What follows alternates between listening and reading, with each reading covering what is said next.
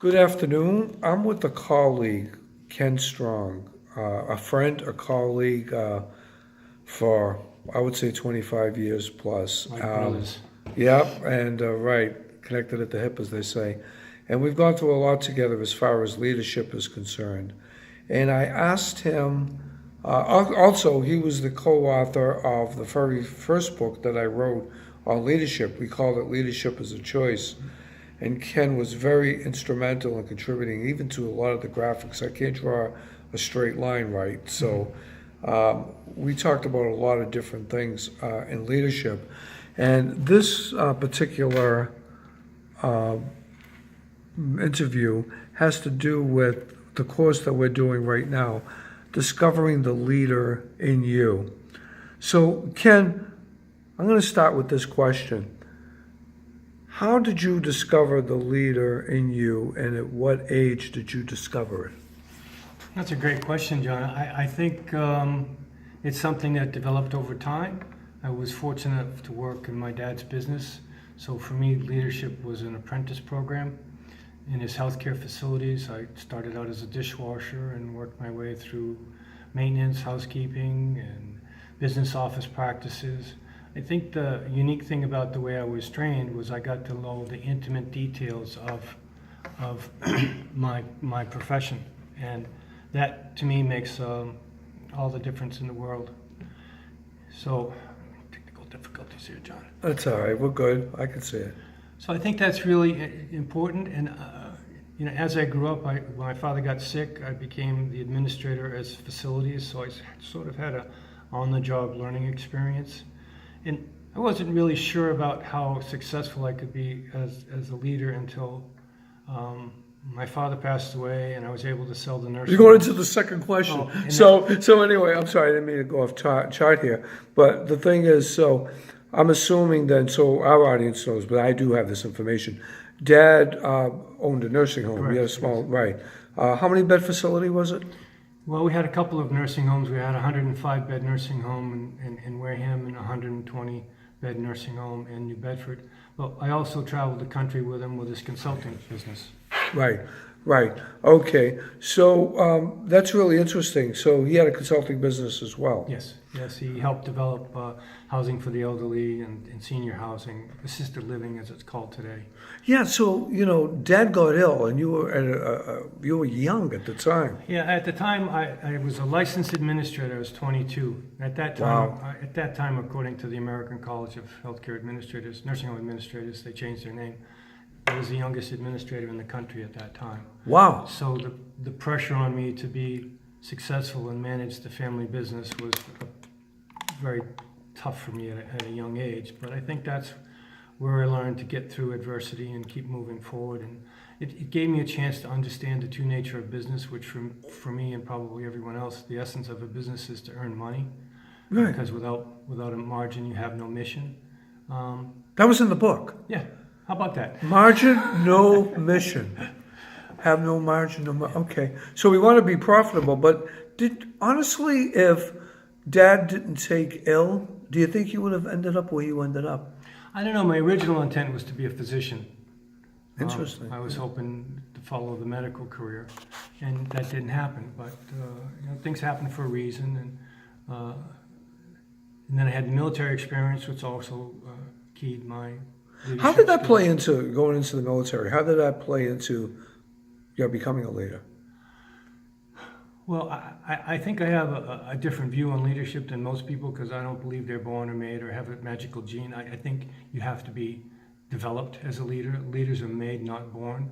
And the way we do that, at least I do it with the administrators that I've trained, is simply to give them a specific task, have them accomplish that, and over a period of time increase those task levels of difficulty so they begin to accomplish things. So it's sort of like an apprentice program that you don't find.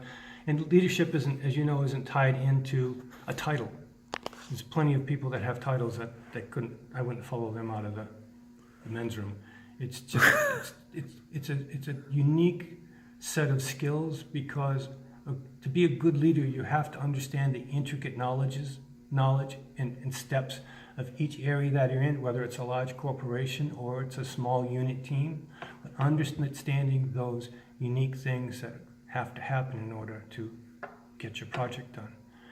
And so having that knowledge, you understand the big picture, you understand a vision and a mission of where it needs to go, and then you have your mission specialists, which may be managers or maybe technical expertise to do the things that need to be done. But without an integrated knowledge of your area of responsibilities, I don't think you can say that you're a leader, because you're basically following someone else. You're waiting for someone else to tell you what needs to be done.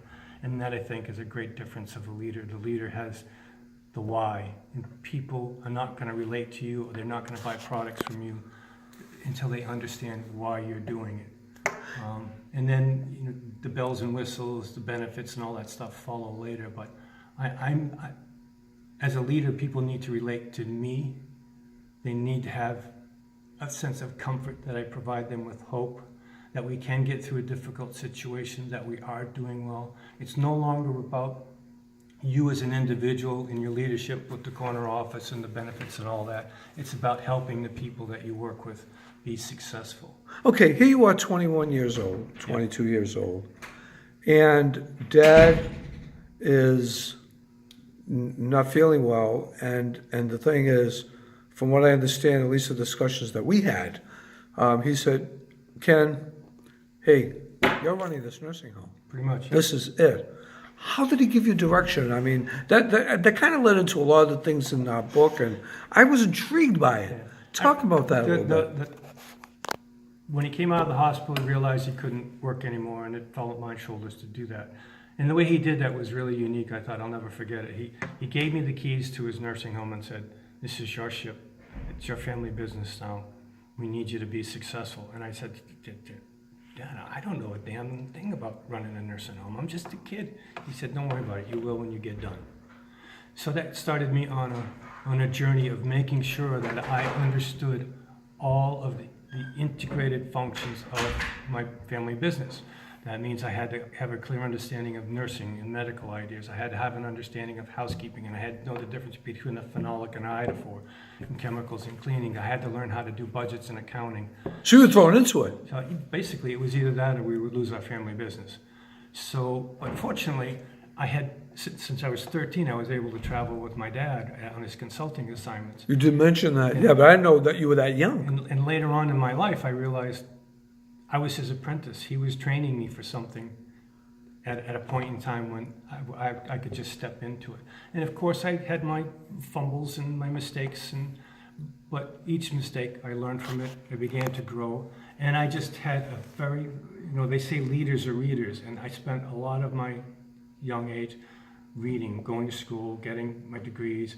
But outside of that, learning about how to interact with people, learning arts and sciences. For me, going to Providence College was like my renaissance, because it forced me to learn a lot of things that I wouldn't learn at a normal college that's producing a specific set of disciplines. With a liberal arts degree, I was able to communicate on a variety of levels, which made a big difference for me in how I relate to people.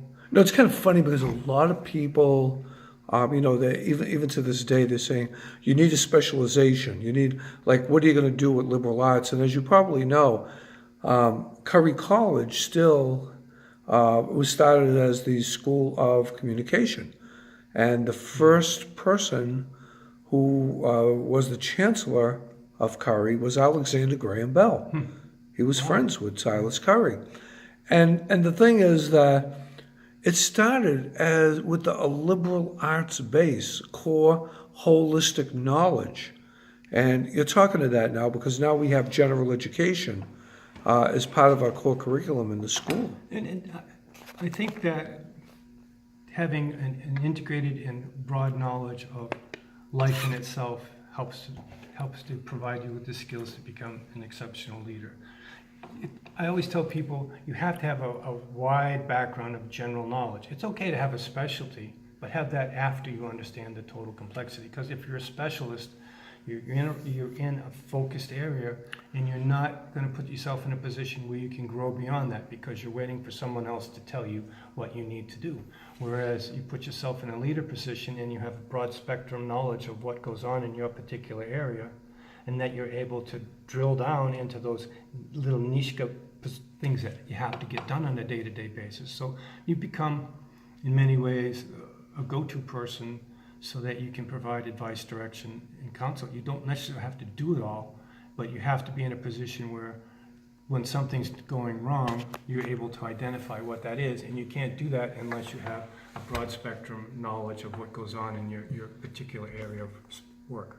Right. Military is very structured. You talked about military training. What did you take away from that in learning about leadership?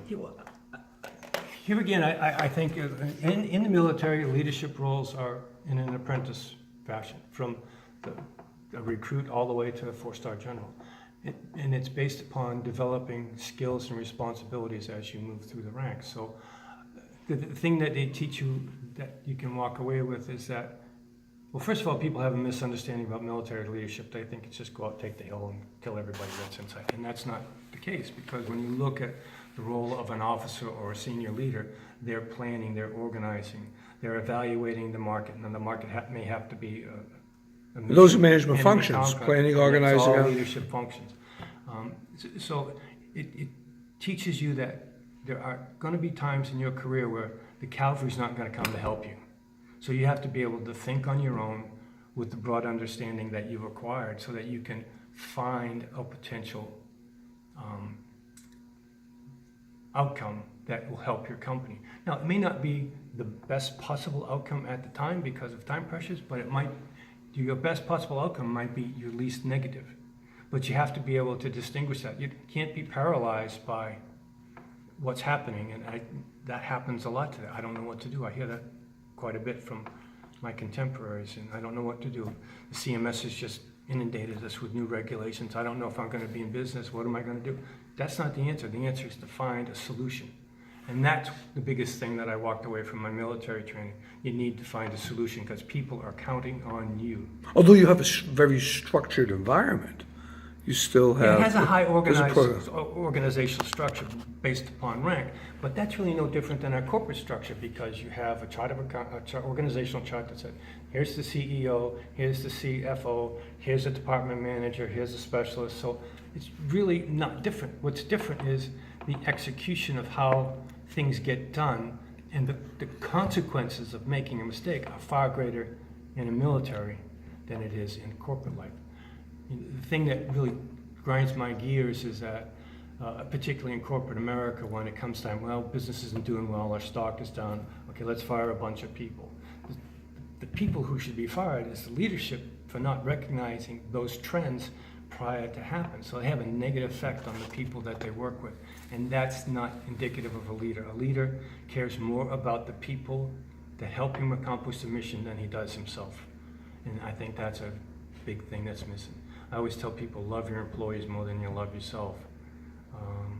And when you do that, people can tell whether it's just a book of the month. People don't realize they can see into your soul as a leader, how you stand, how you dress yourself. So it's integrity that drives on the character as well. I always look for, when I interview people, I ask behavioral questions so that I can get to know their character, because you can't fake character, and you either have it or you don't. In an organization, I can teach you everything else you need to know. I can't teach you character. That comes from how you were raised in your family, and other issues that you come up with in just living life, whether that's through the church or through the Boy Scouts or someplace else. Character means you're responsible for things that happen. Character to me means if I screw up, I take responsibility for it, I accept my responsibility, and I go about fixing it. I used to tell my boss at North Hill, if I get you in trouble, I will get you out of trouble. And because of that bond... That's accountability. Because of that bond that we had, we were able to do magnificent things together. So it's a hard thing, because people today, and maybe because I'm getting older now, that people don't want to have accountability. They want all the benefits and the kudos that come with the positions. And if something goes wrong, it's somebody else's fault. I see that all the time, they point fingers. So to be a good leader, you got to stand tall and say, yes, it's my fault. Regardless of the consequences, you always have to do the right thing. And to me, that's something that... Do leaders always make right decisions? No, and there's nothing wrong with making wrong decisions because we don't expect you to know everything. You're not God. You're not going to know everything. But if you should make a mistake, you need to do a couple of things. One, you need to own up to the mistake. And the second thing you need to do is some sort of after action program so that you can understand what we did well, what went wrong, how can we fix it next time. How do we correct it? Right. So, but they're not doing that.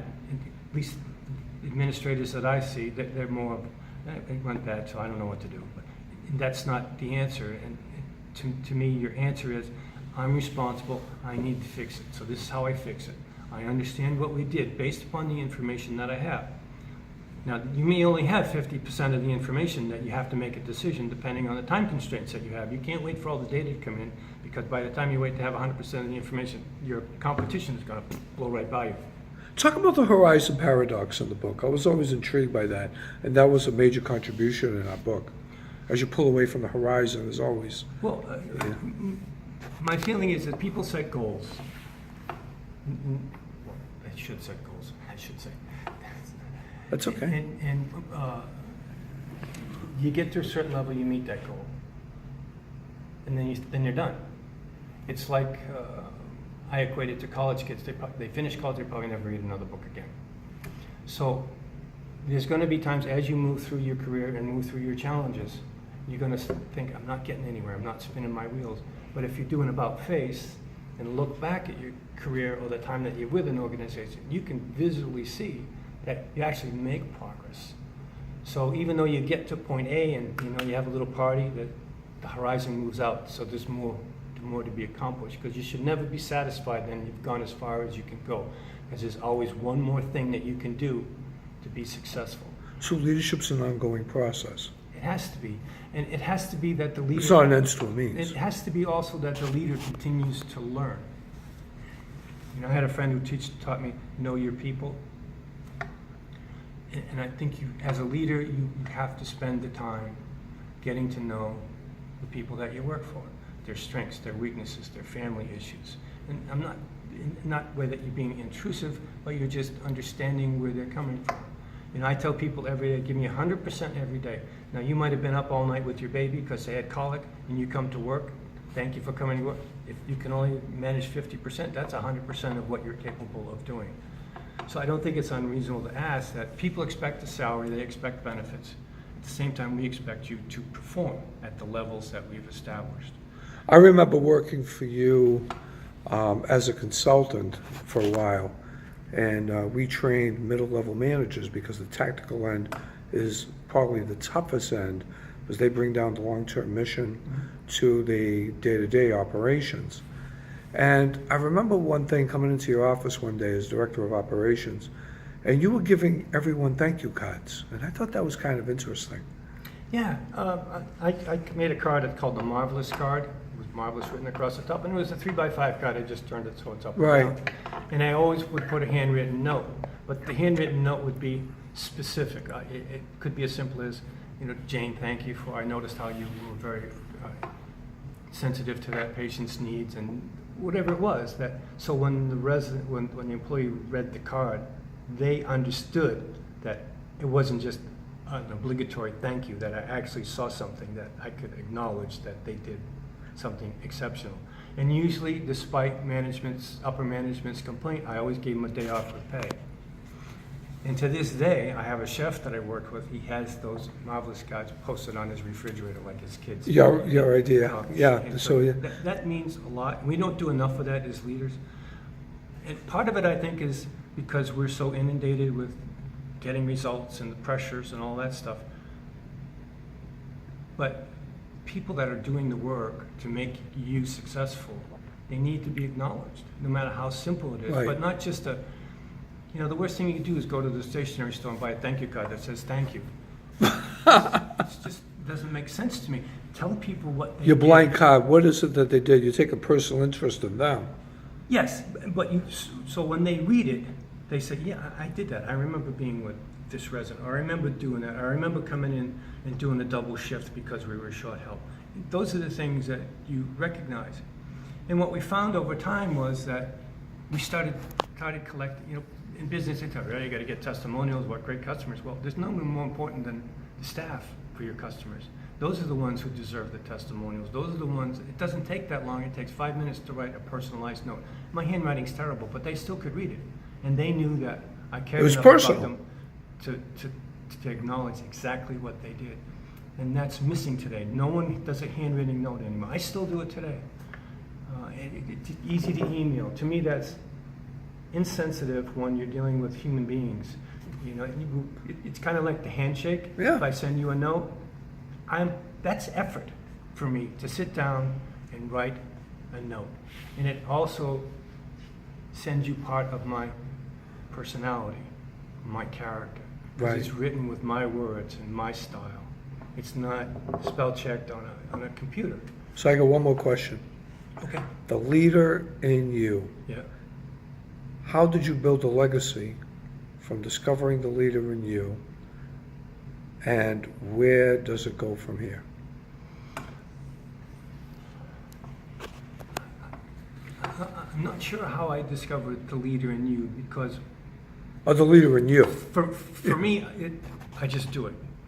So I haven't really analyzed what those qualities are. I mean, I know I started out doing menial things and I managed to learn my craft and I got better and I keep moving Right. forward. So that sort of, but I didn't realize how good I was because when you work for your family, you expect your dad to say, yeah, you're terrific. you know. Standards were really high. But until I went to North Hill and became the director of operations. No, but not, the tell things I tell did, our audience what I North knew. Hill is, what it was, or what it is. North Hill was a life care retirement community in Needham, Massachusetts. At the time, it was the premier community in all of the area. It's for quite It's one affluent of- people, one of the- right? It was Yeah. one of the first life care retirement communities. I mean, it had a 70-bed nursing home, we had a corporate education center, we designed our own home health company, we do assisted living in the apartments. Those are all stuff that I helped develop and participate in. So my role as a leader in that format and style was to be able to find ways to generate more revenue that covered my salary, so that my salary was expense neutral. So that was my contribution, because to be effective, both with your employees and with your organization and your superiors and your bosses and your underlings, I have to add value. Right. And that's what's missing today, I think, in a lot of our We business. don't add value. We don't add value. And that doesn't mean, you start up a new business unit and make millions of dollars. Adding value could just mean simply stopping in the hallway and saying, John, thanks for coming in today. I really appreciate it, and I look forward to good work that you're yeah. going to do today. Or it could mean recognizing someone's birthday, send them a card. So we don't add enough value as leaders to the people that are in charge. The biggest lesson I learned from the military as a soldier was, it's okay to use your assets, but don't waste them. And many times we waste our assets by not acknowledging the things that they do. I have people that would do anything I asked them to do as long as it wasn't illegal or unlawful or immoral. And they would come in and do whatever I asked them to do, because they know what? The next snowstorm, who's going to be out there helping them shovel? It's going to be me. So you don't just talk to it. It isn't you and them. It's goals you achieve together. I think it has to be that way. It goes to my definition of leadership. I mean, if you listen to John Maxwell, who's considered one of the great leadership educators, his definition of leadership is influence. One word. To me, that's not quite enough. I mean, you could say transformation would be another word that I might use, but for me, a leader is a purveyor of hope that provides inspiration by providing purpose, motivation, and direction to accomplish the mission and Those view of three. the organization. Right? Purpose, motivation, and direction. And that's how to Inspiration. So that's how to discover the leader in you. And this is my interview with my wonderful friend and colleague for many years and many years more to come, Ken Strong. Thank you, Ken. Oh, you're welcome, my friend. Appreciate it. You're a good man. Thank you.